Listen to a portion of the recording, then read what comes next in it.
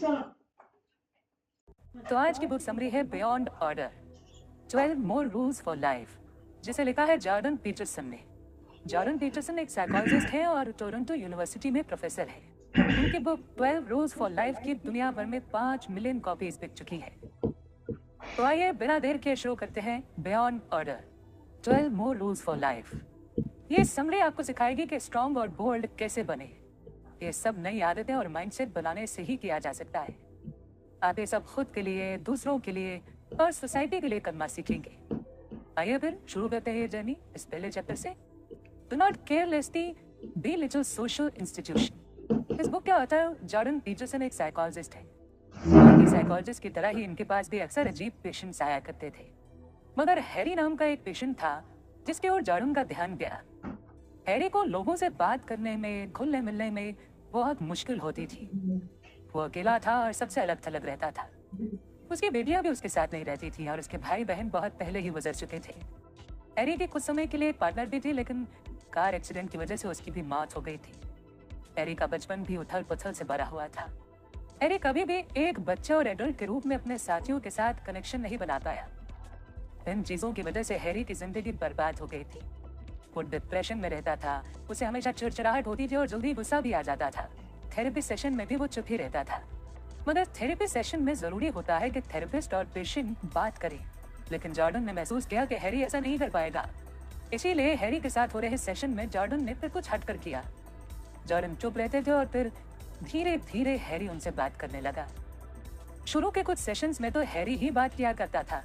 Harry को जो चीजें परेशान कर रही थी वो उसके बारे में बताता था।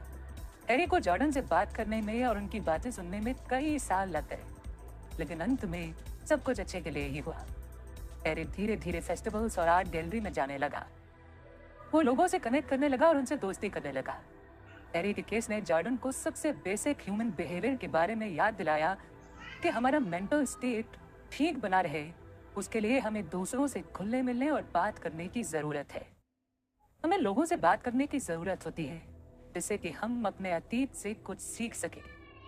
अतीत के बारे में बात करने से ये भी डिसाइड करने में मदद मिलती है कि हमारे कौन से पुराने एक्सपीरियंस याद रखने लायक हैं और कौन से नहीं। जैसे कि जब आप अपने बुरे समय से गुजर रहे होते हैं तो आपकी हिम्मत टूटती हुई सी लगती है।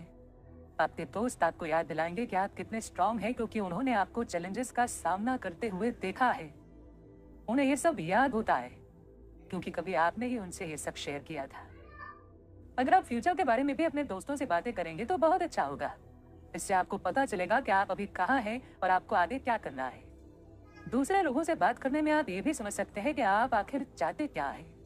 नेक्स्ट चैप्टर है do not hide unwanted things in the fog. इस बात को समझिए कि अपने पार्टनर के साथ होने वाली कोई भी छोटी बात छोटी नहीं होती है। जरा उन बातों के बारे में सोचिए जो आपको नापसंद है और आपका पार्टनर करता है। उदाहरण के लिए वो अपना काम करने के बाद फैला हुआ सामान साफ नहीं करता।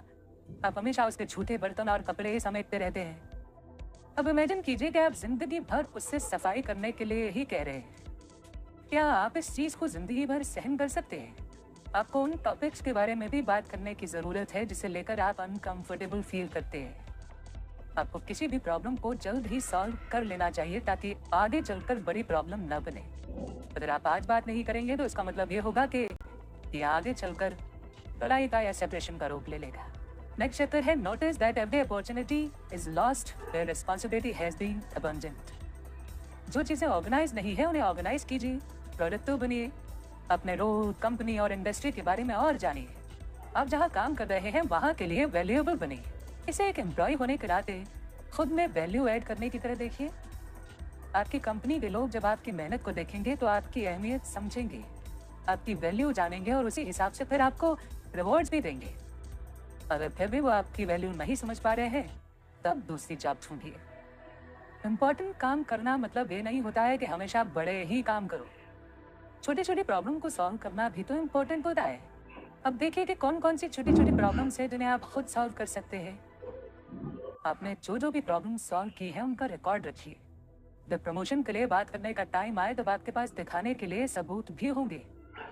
ये बात भी नोट करना जरूरी है कि कोई भी जरूरी चीज यूं ही हाथ नहीं आ जाती है।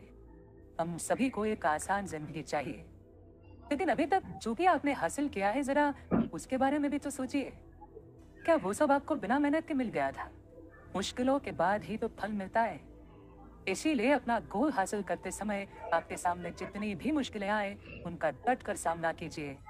इससे आपका गोल ज्यादा कीमती बन जाएगा। नेक्स्ट चैप्टर है work as hard as you possibly can on at least one thing and see what happens. हीरा पेशे कीमती होता है और सभी से पाने की चाहत रखते हैं। ये खूबसूरती और दौलत का सिंबल भी माना जाता है। कोयले से हीरे बनने का ट्रांसफॉर्मेशन इंसानों पर भी अप्लाई होता है। मुश्किल चैलेंजेस और प्रेशर आपको एक बेहतर इंसान बनाते हैं। अगर आप किसी चीज में अच्छे बनना चाहते हैं तो आपको उसे हासिल करने के लिए मेहनत करनी होगी। क्या आप बस यूं ही हर चीज में बेस्ट बनना चाहते हैं?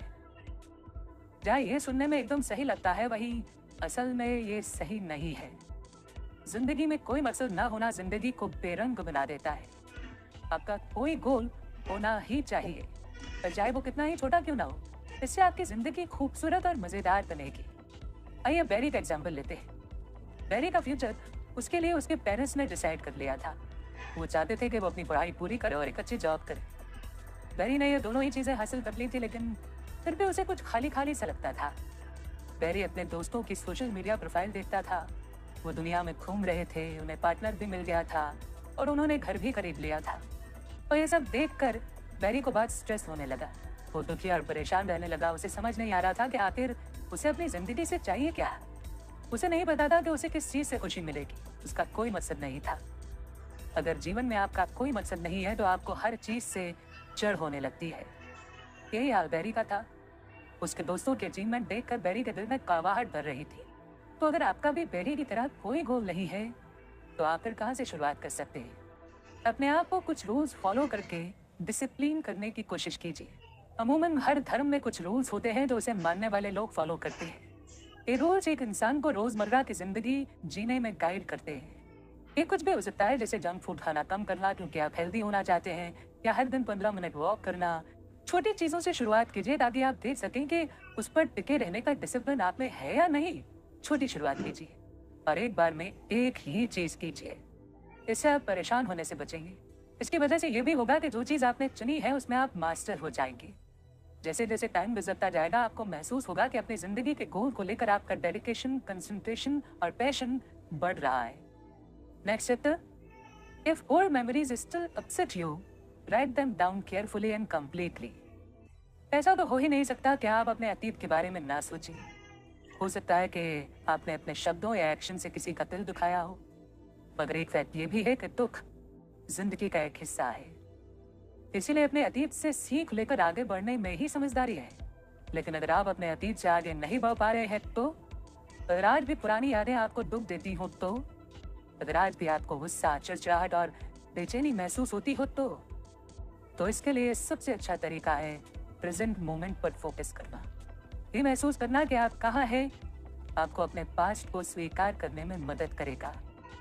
ये जरूरी है कि आप खुद को याद दिलाएं कि जो हो गया वो बीत चुका है, जो हुआ वो बुरा हुआ, लेकिन वो समय अब बीत चुका है। फिर से देखिए कि आप कहाँ जा रहे हैं। आप वो नहीं है जो आपके साथ हुआ, आप वो है जो आप कुछ होने के बाद सोचते या करते हैं। जो भी बुरी घटना आपके साथ घटी है उसे देखने का नजरिया बदलिए। इसका मतलब ये बिल्कुल नहीं है कि आपके साथ जो हुआ है उसे आप नकार दें। ये खुद को मजबूत करने का एक तरीका है। यहाँ हम फिर से दोहराना चाहेंगे कि अलग नजरिए से देखने का मतलब ये बिल्कुल नहीं है कि हम इस एक्सपीरियंस को नकार रहे हैं। देखने का एक अलग तरीका है। नजरिया बदलने से ये महसूस करने में भी मदद मिलती है कि अब अपने सभी फेलियर और सक्सेस को याद रखना बहुत मुश्किल काम है, इसीलिए उनके बारे में लिखना अच्छा होता है। इस बारे में लिखिए कि अपने कॉलेज की पढ़ाई पूरी करने या किसी रिलेशनशिप को बनाए रखने के लिए आपने कितनी मेहनत की थी। अच्छी यादों के बारे में बात करना बहुत अच्छा लगता है, लेकिन बुरी यादों को याद करने से आपको फील होता है कि आप कितना ग्रो कर चुके हैं। ये आपको याद दिलाता है कि आपने कितना कुछ झेला है, इसीलिए आप कितने स्ट्रांग हैं। और इस बात की गहराई को समझने के बाद बढ़ते हैं आगे नेक्स्ट चैप्टर की ओर। Be grateful in spite of your suffering. आप जितना सोचते हैं उससे कहीं ज्यादा स्ट्रांग और काबिल है। हर इंसान की आदत होती है कि वो खुद को कमतर समझता है। ये साइन है कि खुद को कम आंकना बंद कीजिए। आपने कई स्ट्रगल और चैलेंजेस झेले हैं। आप ऐसा तब भी कर पाए थे जब आप अपने डर का सामना करने से डर रहे थे। उथल पुथल से भरी इस दुनिया में पॉजिटिव थिंकिंग रखना भी बहुत हिम्मत का काम है। आपका पिछला दिन खराब बीता था, लेकिन फिर भी आप अगले दिन सुबह उठते हैं और अपने दिन की शुरुआत करते हैं चाहे आपके साथ जो भी हुआ हो।